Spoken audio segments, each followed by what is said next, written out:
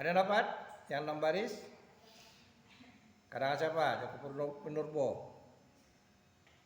Ya, karangan siapa?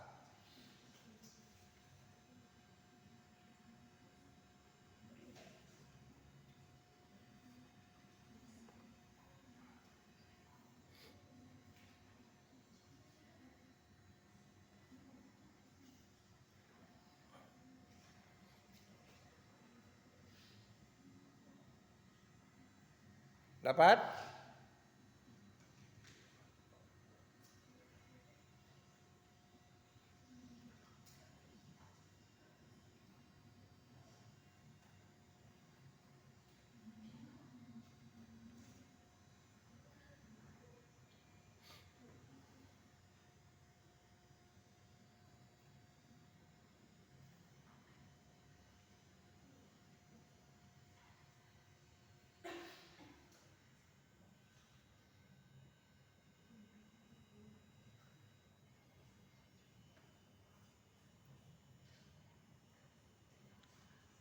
Yang 6 baris. Masa payah mencarinya?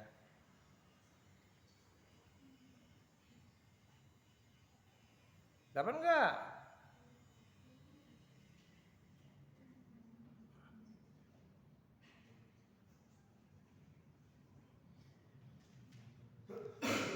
Ayo, siapa yang dapat? Baca. Ini kebetulan kita cari di Google, nanti Anda cari di lain. Ya, di prakteknya nanti Anda cari di lain. Jika Anda menjelaskan, Anda buat ini loh contohnya, lalu ini karya saya. Tapi itu pertemuan akan datang. Ya. Jadi setiap bentuk, kemarin kan kita bicara puisi satu baris kan Anda buat ya. Nanti Anda buat lagi sampai berikutnya. Tapi untuk hari ini cukup Anda buat diagram aja. Anda buat diagram aja. Jadi Anda buat di contohnya, Anda lihat, lalu karya Anda bagaimana. Ya, Anda harus pandai berbuat gitu.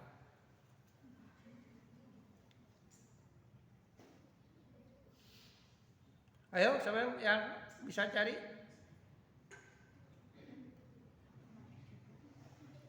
Sulit kali carinya. Siapa yang dapat? Contohnya.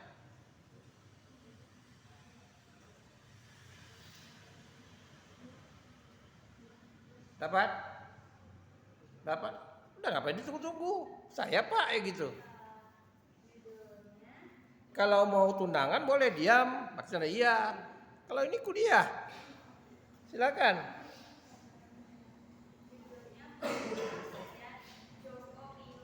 Iya. Sebentar ya, Joko Pinurbo tuh kalau dilihat di Google tuh banyak dia buat contoh-contoh yang puisi-puisi tidak populer itu, puisi-puisi baru. Ya.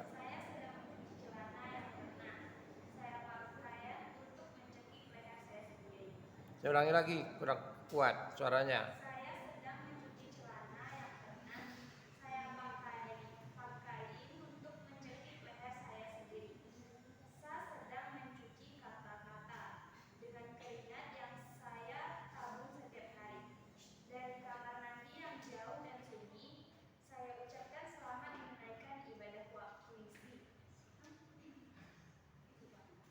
Iya. Ya. Itu contohnya kalau dilihat pola barisnya tidak terikat 4 sampai 5 ya kan? Tapi dia bentuk narasi cerita aja. Jadi tadi saya katakan pada Anda bahwa puisi berpola itu tidak terikat dengan jumlah katanya, cuma cenderung jumlah katanya itu 4 hingga 5. Tapi Joko Pinurbo membuat contoh tidak terikat dengan jumlah katanya seperti itu. Oke, ada lagi? Ada lagi contoh lain? Nah, ini nanti cari di referensi buku-buku ontologi, nanti Anda lihat. Ya. Mungkin saja si pengarangnya tidak tahu bahwa itu dia membuat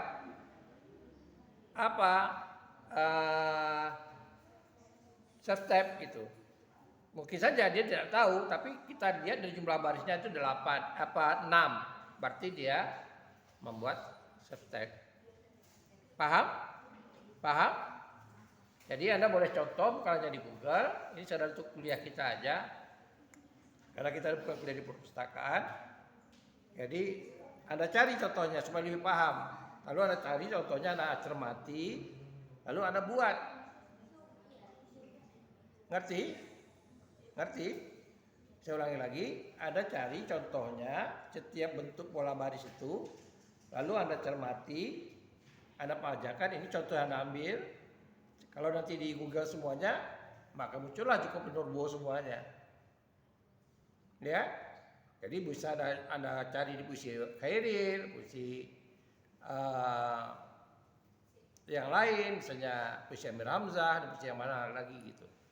Tapi sekali lagi saya katakan, pola baris itu sebenarnya tidak dibatasi oleh jumlah bait. Ya, nanti kalau dia 8 baris memang 8 baris. Tidak ada baitnya. Bukan 8 baris itu 2 bait, 4-4. Ngerti? Jadi memang 8 baris utuh. Oke, yang 6 baris tadi. Tapi kalau talibun udah tahu kan? Coba cari talibunnya. Yang 6 baris talibun. Coba cari talibun.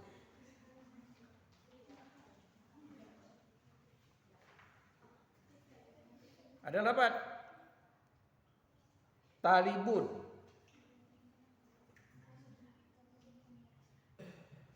Tadi kan saya katakan talibun 6 baris. Ada? Kamu dapat?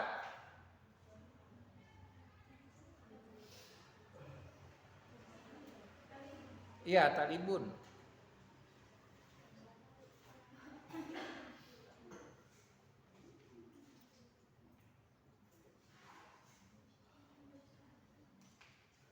Gimana mau jadi sarjana bahasa? Karena kuliah aja baru baca puisi. Siapa dapat? Ada dapat? Talibun. Banyak lah tuh talibun, tulisnya talibun muncul itu. Mau dapat? Ada jumpa? Kalian ini antara kuliah atau ngantuk? Ragu saya. Jam begini, jadi semangat, harus semangat gitu melawan ngantuknya. Siapa dapat? Talibun.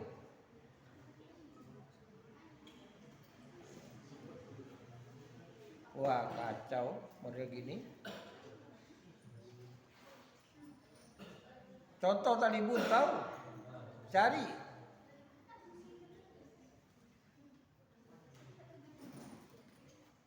Iya, lah kok lambat.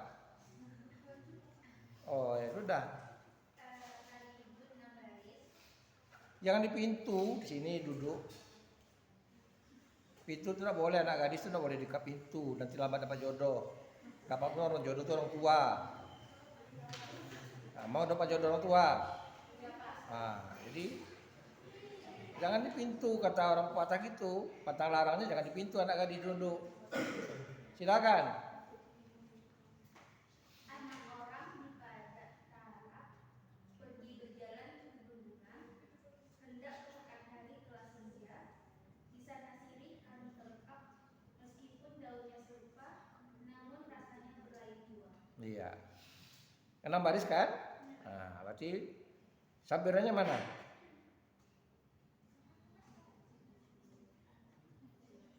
Coba sambirannya mana?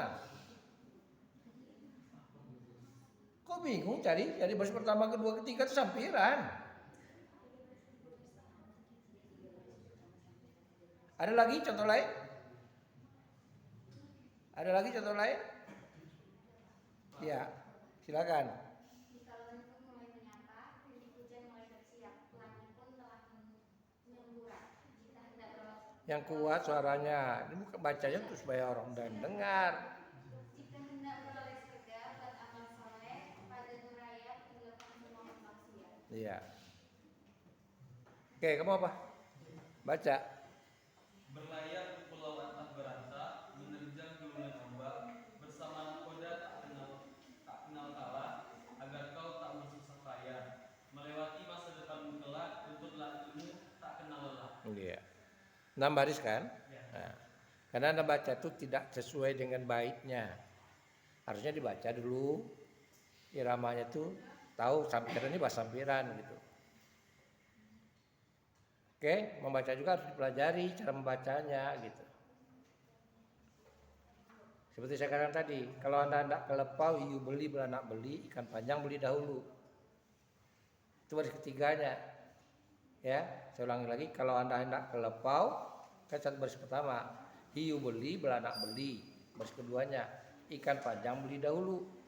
Itu baris ketiganya, itu sampiran. Kalau Anda hendak merantau, ibu cari, famili cari, induk sembang cari dahulu. Gitu. Ya. Jadi kalau orang nangkap, karena itu kan sebetulnya puisi orality. Gitu. Baik, tak paham ya? Jadi Anda harus mampu membuatnya nanti, membuatnya terbentuk. Jadi dari sekarang tuh mulailah menulis puisi 1 baris ini loh contohnya, puisi 2 baris ini, puisi 3 baris begini, ya, sesuai dengan jenis-jenisnya. Paham? Paham? Nah, baik. Sekarang puisi yang 7 baris. Saya katakan cuma 1. Sestep itu 1. Septima cuma 1. Septima saja. Yang 7 baris. Ya. Septima. Ada yang cari? Dapat? 7 baris. Dia hanya 7 baris. Jadi kalau ada jumpai 4-3, sebetulnya tidak tepat dia memberikan contoh. Dia memang 7 baris saja, ya, tidak dibagi dengan baik. Gitu.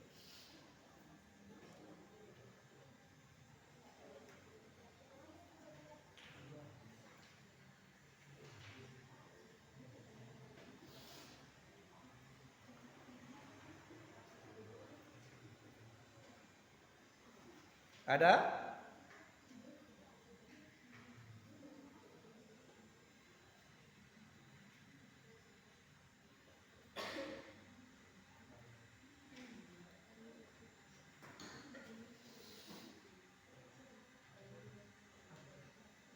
Dapat? Siapa yang dapat?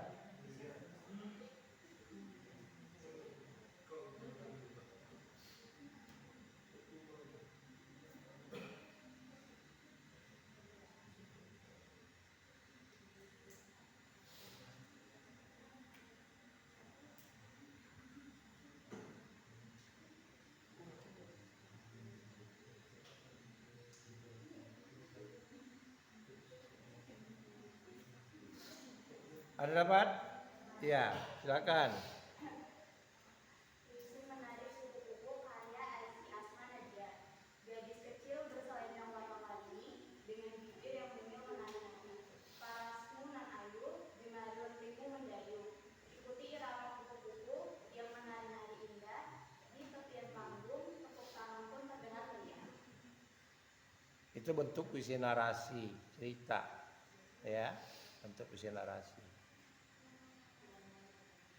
Baik, kita lanjutkan yang 8 baris stanza. 8 baris stanza. Amir Razah ada buat, Khair Anwar ada buat, Salendra ada buat stanza. Siapa yang mau baca contohnya? 8 baris. Ya, silakan. Iya, Salendra ya. Ya, silakan. Dua mata hitam adalah matahari yang biru. Dua mata hitam sangat kenal bahasa rindu. Rindu kelahi perempuan dulu dan kebudayaan sama tahu dan keberanian tanpa malu.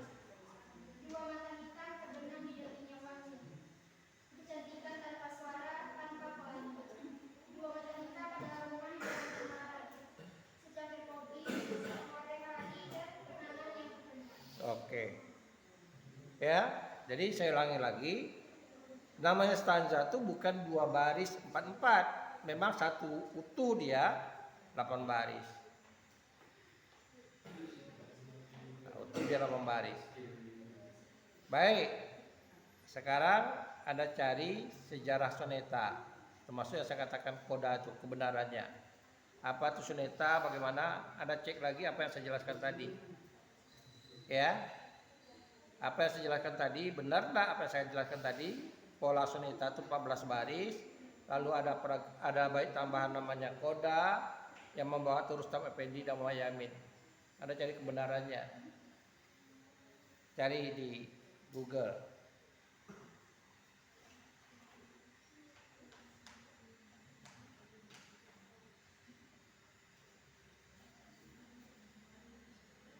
Jangan nanti pas ujian kompre kita nggak tahu. Kan kita ada ujian kompre loh. Sarjana itu ada ujian kompre.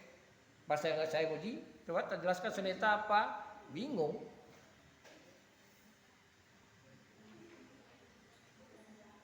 Nggak layak anak sarjana gitu. Banyak yang gagal itu di sastra. Kompre itu banyak yang gagal itu di sastra. Dulu ada sidik dan lulus juga dia di sastra juga. Itu.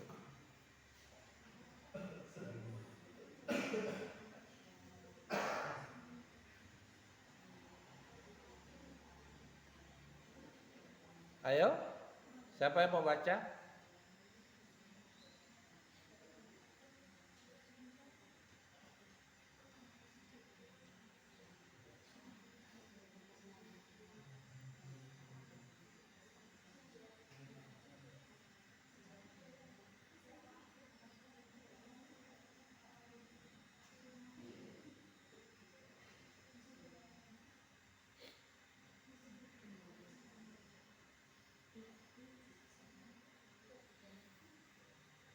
Ada yang mau baca tentang soneta? Ada?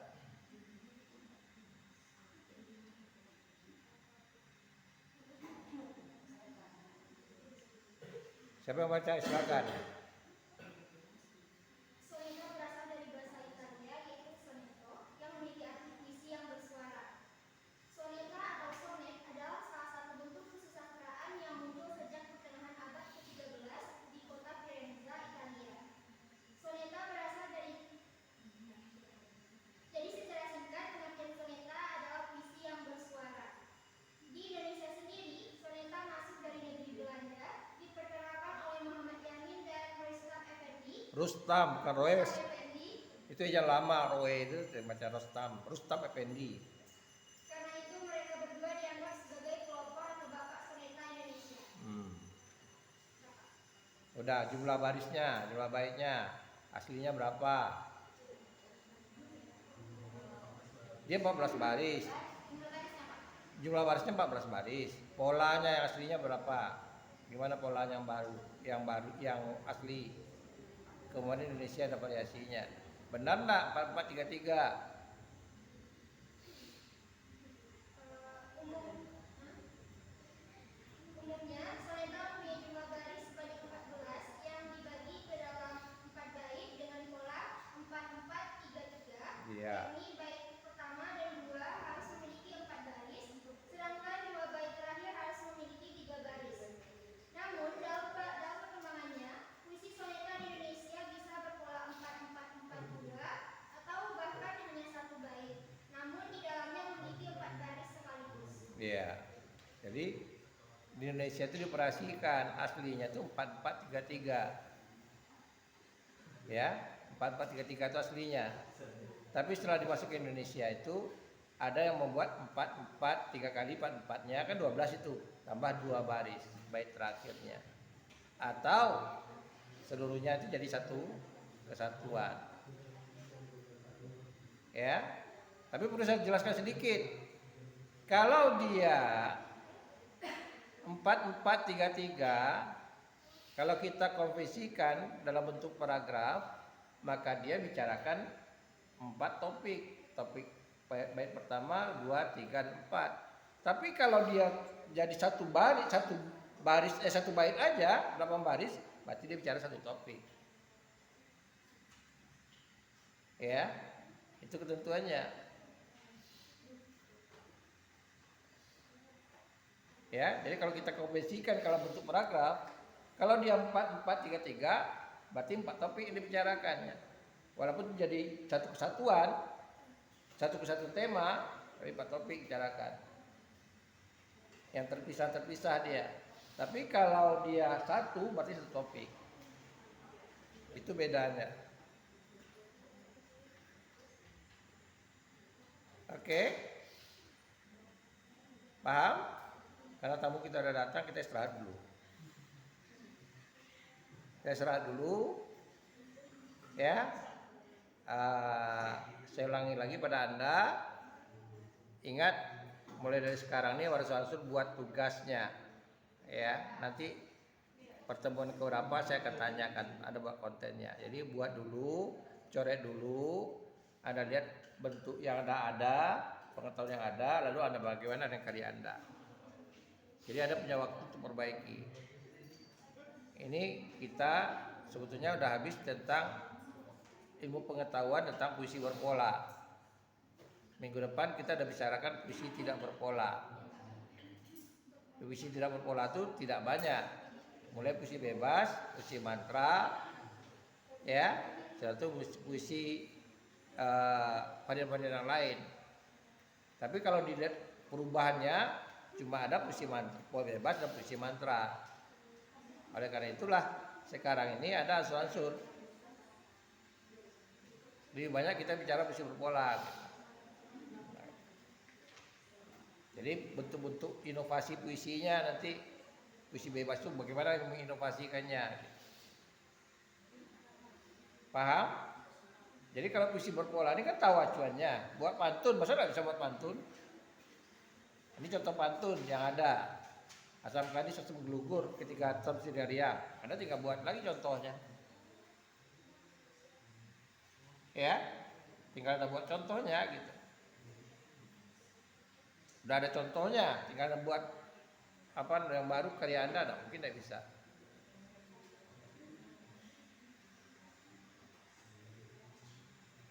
Oke, kita istirahat. Nanti kita masuk kuliah kedua dan materinya tidak banyak. Terima kasih. Assalamualaikum warahmatullahi wabarakatuh.